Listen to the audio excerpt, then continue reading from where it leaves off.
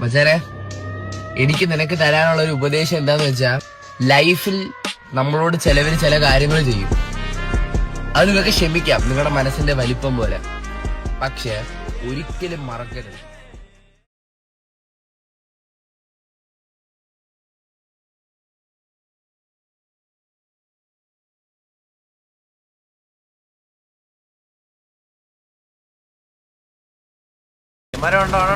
പട പടയെന്ന് പണ്ണുന്നുണ്ടാ പയ്യന്മാരുണ്ടാ.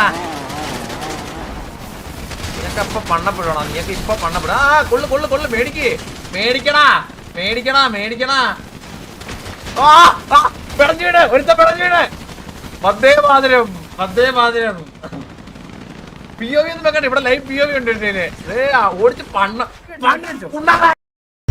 കഴിഞ്ഞിട്ടില്ല രാമ, ഒന്നുകൂടുണ്ട് ബാക്കി. തായ്വേല് വരെ ഇറക്കും, എന്നിട്ട് ഇവിടുന്ന് പോയാൽ ഞാൻ തിരിച്ചു വരും. കണക്കുകൾ ഒരുപാട് തീർക്കാനുണ്ട്.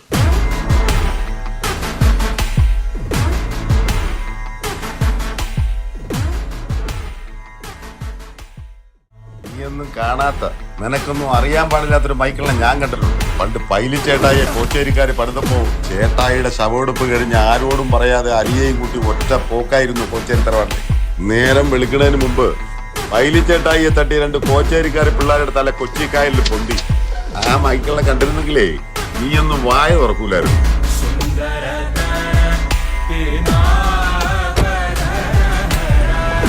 താളികളെ എന്റെ അടുത്തെങ്ങാനും താളിക്കാൻ വന്ന പ്രാന്തം കുരിച്ചനാണ് വെട്ടിക്കിരി പട്ടിക്കിട്ട് കൊടുക്കാൻ ഞാൻ.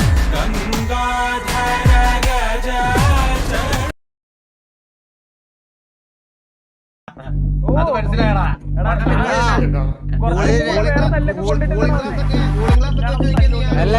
കൂളിംഗ് ഗ്ലാസ് വരാൻ പറ്റൂല. കൂളിംഗ് ഗ്ലാസ് വരെ ഇനി ഞാൻ എന്ത് ചെയ്യും? കൂളിംഗ് ഗ്ലാസ് അല്ലേ പിള്ളേ എന്തിരി എന്നൊക്കെ പറഞ്ഞോണ്ടോ ലാംഗ്വേജ്